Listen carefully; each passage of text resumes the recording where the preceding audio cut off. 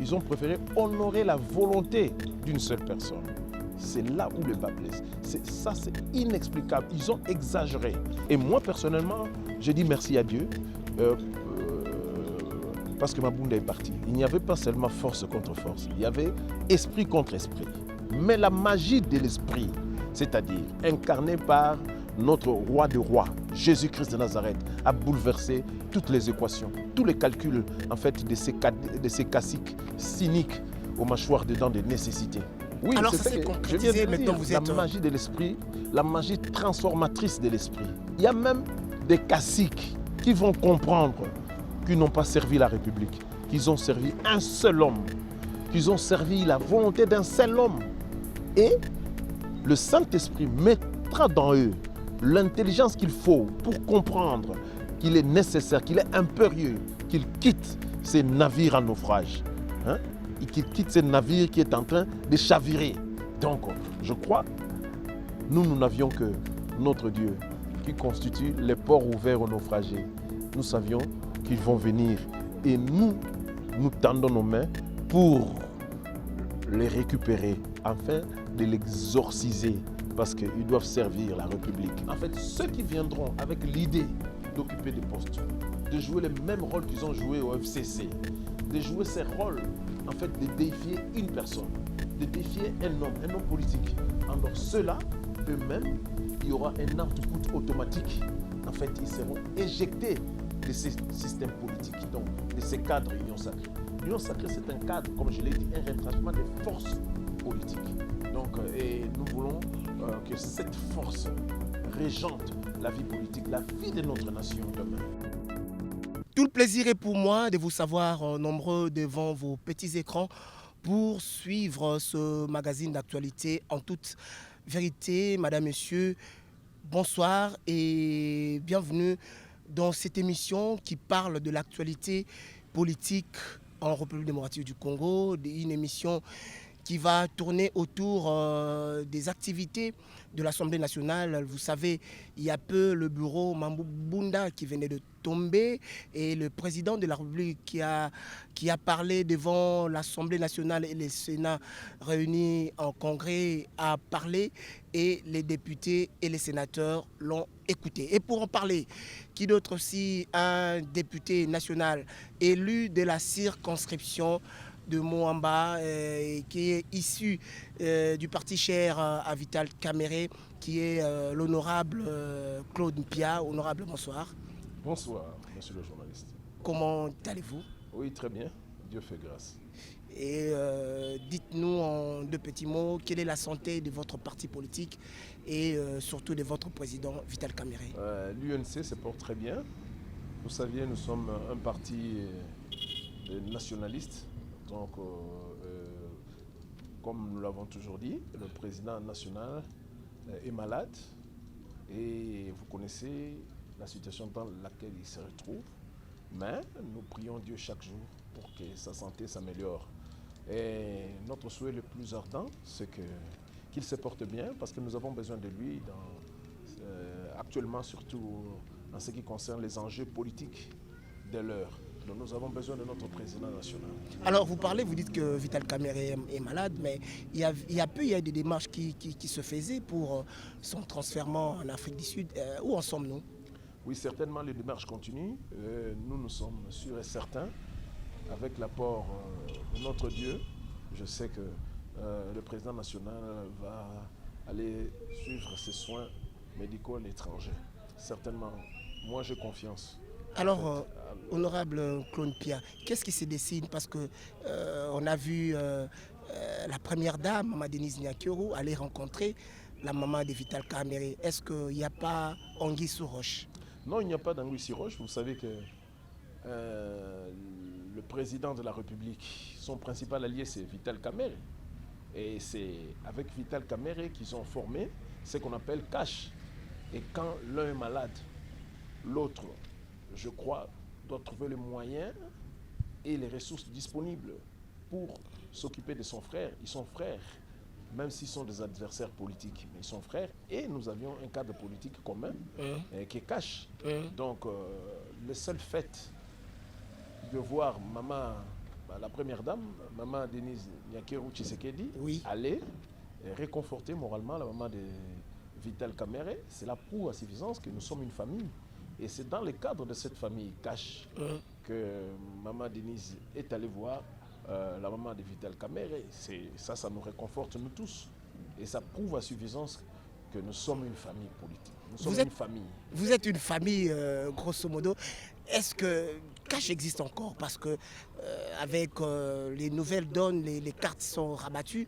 Est-ce qu'on peut parler encore de cet accord de Nairobi qui liait en son temps Vital Kamerhe et Félix Tshisekedi? Il faut faire la différence entre l'existence de Cash et l'accord de Nairobi. Oui. En fait, Cash existe parce que nous sommes alliés à l'UDPS et l'UDPS est allié à l'UNC. En fait, Cash existe. En fait, en ce qui concerne l'accord de Nairobi, je crois que l'accord de Nairobi, c'est cet accord de Nairobi qui nous a unis. Qui nous a unis et qui a permis que nous puissions travailler ensemble avec l'UDPS. Sauf qu'en ce moment, il y avait des enjeux politiques en fait, qui ne permettaient pas que cet accord s'applique complètement, intégralement. C'est pour cette raison. Mais quand vous voyez l'esprit de cet accord, nous sommes jusque-là dans cet accord UDPS et UNC. Parce que nous sommes le premier allié de l'UDPS. Mais c'est le FCC, accord cash FCC, qui n'existe plus. Mais sur le plan interne, en fait, en ce que nous sachions, donc cash existe. Mais est-ce que les réunions se tiennent depuis lors on ne voit plus le comité qui a été mis en place pour, dans le cadre de la coalition? D'abord, dans le cadre de la coalition, cash entre l'UNC et l'UDPS, on ne voit pas des réunions se tenir. En fait, la dernière réunion à laquelle j'ai pris part, c'était il y a un mois, mais je crois que compte tenu aussi des événements politiques, des enjeux politiques de l'heure, Cash, en fait, devait être ouvert à d'autres forces politiques. Vous êtes honorable, vous êtes élu de Moamba. Vous savez que la circonscription de Moamba est très vaste et vous êtes le porte-parole, en fait, le porte-voix de cette circonscription au niveau de l'Assemblée nationale. Moamba est confronté à beaucoup de difficultés d'eau, de courant, tout ça. Mais quel est votre impact, votre action en ce qui concerne votre circonscription principalement?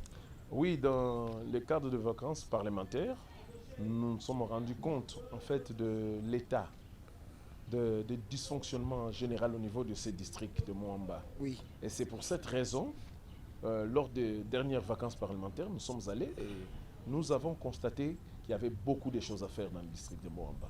Vous parlez de l'électricité, vous parlez de l'eau, mais c'est un cas général. C'est presque tout le pays qui connaît ces problèmes. Mais particulièrement, nous avons mis l'accent en ce qui concerne la circonscription de Moamba. Il n'y a pas seulement ça, il y a aussi des industries en fait alimentées surtout, Kingabwa, tout cela, des industries qui polluent l'environnement. Et quand vous voyez, vous allez vers le fleuve Mayangwele, vers le fleuve Congo, oui. Vous allez aussi vous rendre compte, en fait, toutes ces industries, toutes ces entreprises, en fait, industrielles, sont en train de polluer même l'eau. Et vous allez retrouver, en fait, des poissons qui meurent, et en même temps, ces poissons sont revendus à des gens. Vous voyez dans quelle situation nous retrouvons, surtout sur le plan sanitaire. Et nous avons également constaté des entreprises et des industries qui continuent à fabriquer des sacs qu'on appelle des sachets en plastique. Qui continuent ça. Pourtant, il y a eu des arrêtés en fait, qui interdisaient la fabrication et la commercialisation de ces sachets, mais ça existe jusqu'à aujourd'hui. Et nous avons écrit, dans le cadre de nos rapports de vacances parlementaires, nous avons écrit à l'autorité de l'Assemblée nationale, mais nous avions même initié des questions orales, des questions écrites, et même des interpellations du ministre de l'Industrie et du ministre de l'Environnement. Alors, je crois que vous allez évoquer ces problèmes du dysfonctionnement de l'Assemblée nationale. Alors justement, vous en parlez parce que vous avez fait des interpellations des ministres, des mandataires, tout ça, qui sont pour la plupart des ministres FCC. Oui. Alors, le bureau venait de tomber. D'abord, racontez-nous un peu comment ça s'est passé qu'est-ce qui a fait que Mabunda soit aujourd'hui évincé de ce bureau et toute son équipe. En fait, l'éviction de Mabunda du bureau doit être comprise dans le cadre en fait, de cette crise politique générale. Hein. Oui. En fait, le comportement du FCC, c'est ce qui a fait que Mabunda aussi tombe. C'est le comportement du cadre du FCC qui ont saboté l'action du président de la République, qui ont même, je dirais, insulté le président de la République parce qu'il y a des comportements en fait, que nous jugeons, moi personnellement, que je juge insultants. Par exemple, ne pas se présenter lors de la prestation du serment des juges. Et il y a des ministres qui ne sont pas venus. Mais ces ministres ne sont pas les ministres des Kabila, c'est les ministres de la République. Et c'est la République que ces ministres devraient honorer, mais ils n'ont pas honoré la République. Ils ont préféré honorer la volonté d'une seule personne. C'est là où le bas blesse. Ça, c'est inexplicable. Ils ont exagéré. C'est pour cette raison Mabunda devait être la première victime de notre action commune, de notre action collective, de notre action politique. Elle ne pouvait pas être épargnée.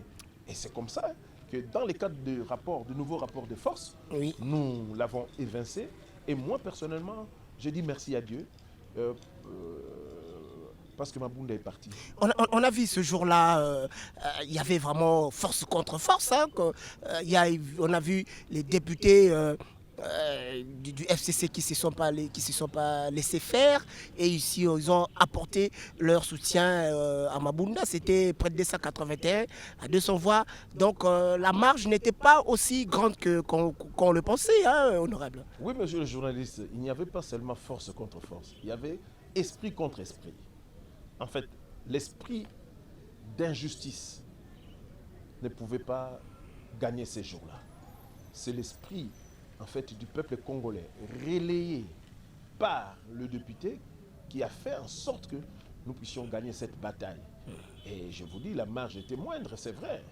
Mais, en fait, cette mesure d'esprit contre esprit a fait en sorte que nous gagnions ce jour-là. Mais Mabunda parle d'un coup d'État parlementaire. Il n'y a pas eu vice de procédure pour déchoir Mabunda. Il n'y a pas eu de la haine, de la jalousie pour, en ce qui concerne le travail que Kaba Mabunda au sein du perchoir de l'Assemblée nationale.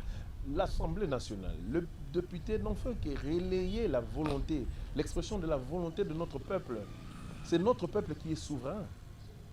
C'est l'État qui est souverain. C'est ce peuple qui nous a légué, qui nous a mandaté au Parlement. Et c'est la volonté du peuple. Parce qu'à un certain moment, le FCC commençait à constituer, devenait un créneau vraiment attaché au développement de notre pays. Oui. Donc ça n'allait plus. Et nous pensons que le peuple aussi constatait, c'est pour cette raison que nous avions relayé la volonté du peuple. Il n'y a pas vice de forme. Lorsque le peuple se met debout à travers ses députés, quel vice de forme? Lorsque le peuple se met debout, honorable, mais il y a certains parmi vous, certains pétitionnaires de votre camp qui parlent de pots de vin, l'argent qui a circulé pour déchoir les bureaux Mabunda. On parle de 7 000 $, de 10 000 $, 15 000 $. On a acheté vos voix pour... Monsieur le journaliste. Oui, alors éclairez-nous là-dessus. Non, je crois que cela relève d'une panne d'imagination de la part de ceux qui disent, de ceux qui parlent de la corruption. La volonté du peuple était quoi? Tu es aussi peuple. Ta volonté était quoi? Tu as une volonté. Et le peuple a manifesté cette volonté. Quand nous relayons au niveau de l'Assemblée générale, au niveau de l'Assemblée nationale, cette volonté, est-ce que nous pouvons parler de la corruption? Il n'y a pas de corruption, il n'y a que, comme je dirais, une symbiose, un tout indissociable entre le peuple et le député. Nous avions constitué cette symbiose et c'est cette symbiose qui a fait que Mabunda ne soit plus là. Comment nous devons parler de la corruption lorsque nous avions fait que relayer l'expression de la volonté de notre peuple à travers ces votes, à travers cette élection. Et les gens du FCC sont venus nombreux ce jour-là. Ils étaient mobilisés. De l'autre côté, nous aussi, nous étions mobilisés. Vous vous souvenez? C'est en fait comme le combat entre les Israéliens et les Philistins. C'était comme ça entre David et Goliath. Alors, ils sont venus avec assurance. Et quand Mabounda est venu, tous étaient là. Tous les caciques du FCC étaient présents parce qu'ils croyaient à leur victoire. Et nous aussi, nous croyons à notre victoire. Mais la magie de l'esprit, c'est-à-dire incarnée par notre roi de rois, Jésus-Christ de Nazareth, a bouleversé toutes les équations, tous les calculs en fait de ces caciques cyniques aux mâchoires dedans des nécessités. Alors ça s'est concrétisé, maintenant vous êtes, il y avait des sacs 81 ce jour-là, mais je vois lors du dîner de gala, il y a maintenant 22 autres qui se sont ajoutés, on parle maintenant de 303 hein, au sein de la nouvelle coalition, au sein de l'Union Sacrée. Maintenant c'est vraiment une majorité confortable. Oui, c'est ça que je viens de le dire, la magie de l'esprit, la magie transformatrice de l'esprit, c'est ça, c'est un élan qui est pris. Et quand on parle d'un élan, c'est-à-dire que personne ne peut arrêter cet élan. Et ce n'est pas encore fini. Il y a même des caciques qui vont comprendre qu'ils n'ont pas servi la République, qu'ils ont servi un seul homme, qu'ils ont servi la volonté d'un seul homme. Et le Saint-Esprit mettra dans eux l'intelligence qu'il faut pour comprendre qu'il est nécessaire, qu'il est impérieux, qu'ils quittent ces navires en naufrage. Hein? Et qu'il quitte ce navire qui est en train de chavirer. Donc, je crois, nous n'avions que notre Dieu qui constitue les ports ouverts aux naufragés. Nous savions qu'ils vont venir et nous tendons nos mains pour les récupérer afin de l'exorciser parce qu'ils doivent servir la République. Est-ce que ce n'est pas un fourre-tout maintenant, l'Union Sacrée, parlons-en quand même. L'Union Sacrée, il y a un bon nombre de gens qui viennent du FCC.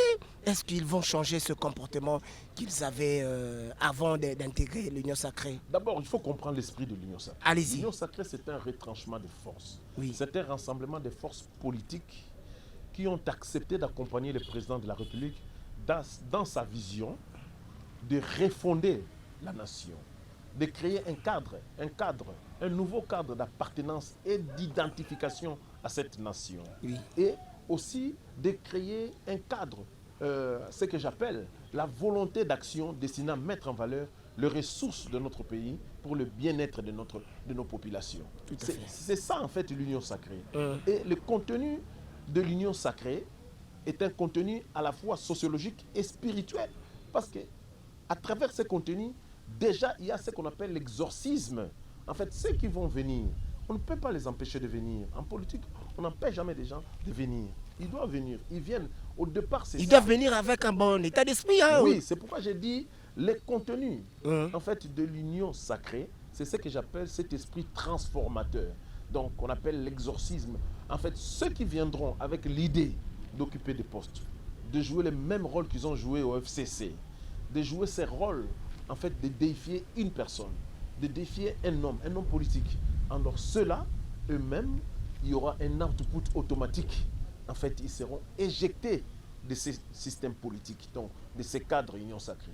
L'Union Sacrée, c'est un cadre, comme je l'ai dit, un retranchement des forces politiques.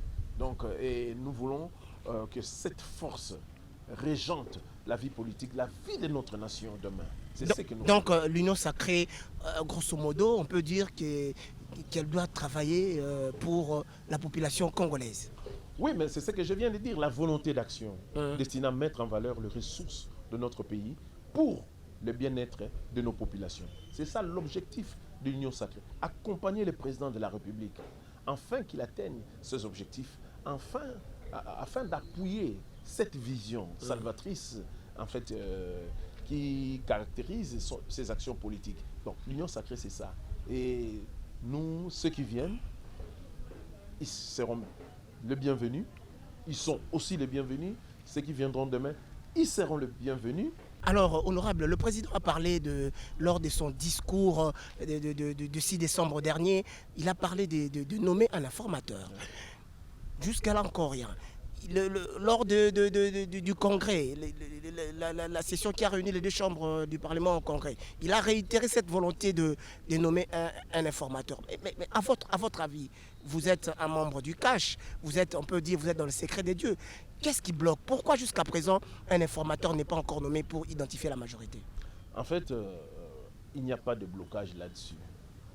Vous saviez, j'ai compris que le président de la République est légaliste. Et je ne connais pas la raison principale. Mais en tant qu'analyste, en tant que... de nommer un informateur. Mais je crois, nous devons faire un effort. Parce que nous devons faire un effort pour demander au Premier ministre actuel, Ilou Kamba, de faciliter la tâche. Mais il ne le facilite pas, vous. De la République. Il ne facilite pas, mais... Et maintenant, avec notre majorité confortable, nous voulons que le jeu politique se joue jusqu'à la fin, jusqu'à son terme. C'est ce que nous voulons. Et les termes seraient quoi? Une motion de censure contre le gouvernement Ilou Kamba. Et avec notre majorité confortable... Qui n'est pas encore identifiée. Bien sûr, c'est la raison pour laquelle il faut qu'il nomme un informateur. Et je crois que la majorité sera identifiée d'elle-même. Du coup. Donc, et je suis sûr que Ilou Kamba tombera comme une feuille morte de son arbre pour rendu le pays. Honorable, nous sommes lentement en train de terminer cette très belle interview. Alors, quelle sera la suite? Maintenant, il y a le bureau d'âge qui est en train de prendre qui a pris les commandes du bureau de l'Assemblée nationale pour diriger les choses pendant 30 jours, je crois. Il y a, la Cour constitutionnelle a ordonné au bureau d'âge de continuer l'action jusqu'à épurer les matières qui sont restées. Mais quelle sera la suite? Il y a maintenant le bureau définitif qui n'est pas encore installé. Alors, au niveau de votre nouvelle union sacrée, comment les choses se dessinent pour la nouvelle configuration du bureau? On ne vous demande pas de divulguer des secrets ici. Non, sur le plan interne, nous ne sommes pas encore réunis pour parler de ces choses à venir. Mais ce qui est vrai en tant qu'analyste, je sais que donc, le bureau définitif va être installé. Et après l'installation du bureau définitif, si Ilou Kamba persiste et ne veut pas démissionner, certainement il y aura une motion de censure contre le Premier ministre et le gouvernement pourrait tomber. Dès que le gouvernement tombe, il y aura un nouveau gouvernement. Et dès qu'il y a un nouveau gouvernement, il y aura une nouvelle vie et la vie continue, la vie politique continue. Est-ce qu'il y a des ambitions qui se sont exprimées parmi vous, des gens qui veulent occuper le perchoir, la questure, le premier vice-président, avec votre nouvelle majorité? Mais exprimer les ambitions, c'est une question personnelle. En fait, je crois qu'il y a des gens qui ont des ambitions. Vous, ça ne vous tente pas? Ça ne vous tente pas? Moi, personnellement, je ne fais pas la politique pour les postes, mais je peux servir mon pays si on me le demande. Oui. Mais aujourd'hui, je crois qu'il y a une organisation interne qui est en train d'être fignolée. Et dès que cette organisation est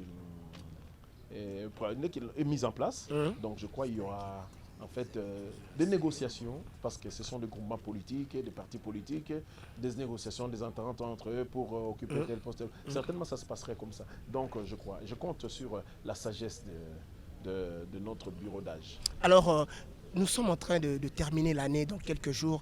L'année va finir. Qu'espérez-vous? Parce que le président avait décrété cette année l'année de l'action.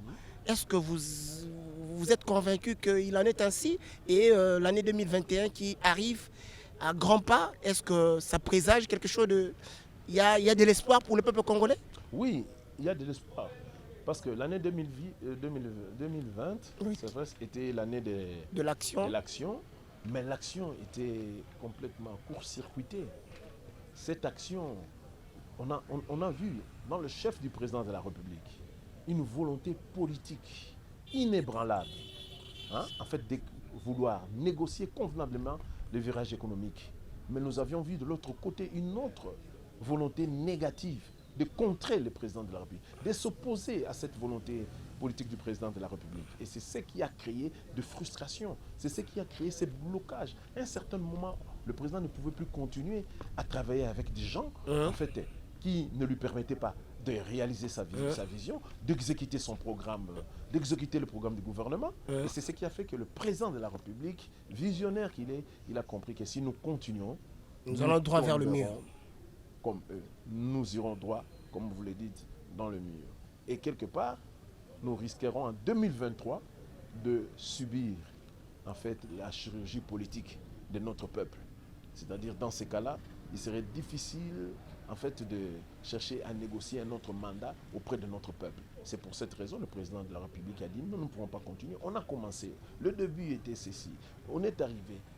Mais alors, le président lui-même s'est dit dans son cœur, qui peut au milieu du fleuve, sans folie, détruire sa pirogue et jeter sa pagaie? C'est pour cette raison qu'il a dit niet ici.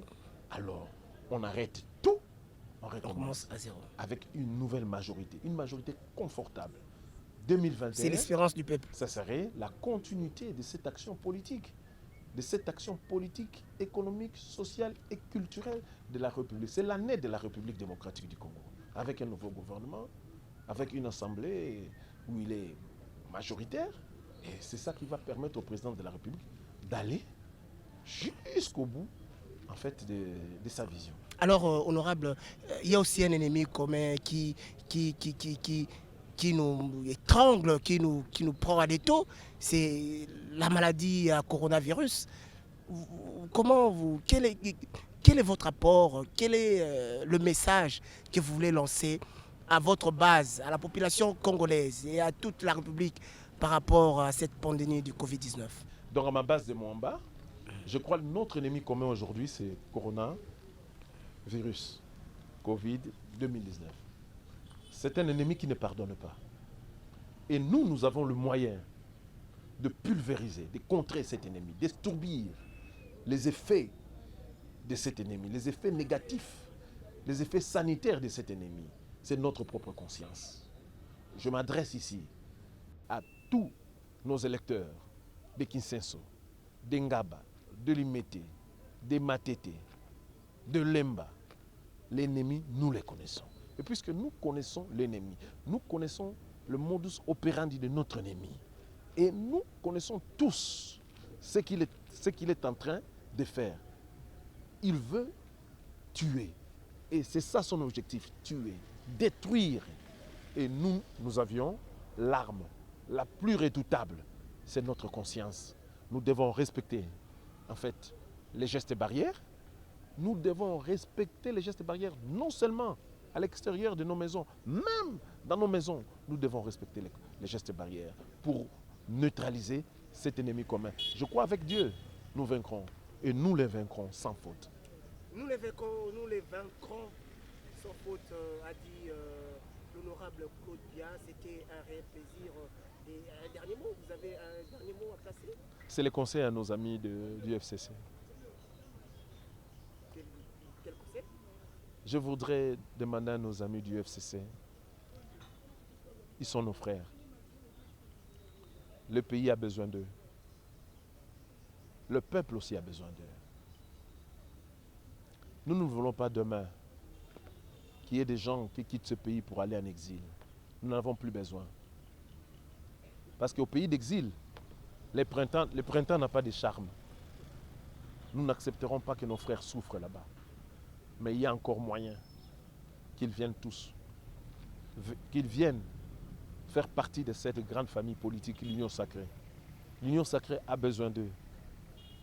Je crois que quand Dieu peut pardonner tout péché, nous, les hommes, qui sont créés à l'image de Dieu, nous avons aussi cette obligation de pardonner tout péché, mais conformément à la justice de Dieu, conformément aussi à la justice des hommes. Moi, je leur demande de venir. Venir pour que nous formions cette grande famille, Union sacrée. Merci beaucoup, honorable Claude Bia. C'était un réel plaisir de partager ces moments avec vous. En tout cas, tout le plaisir est pour moi et à mon équipe technique. C'est à moi de vous remercier beaucoup.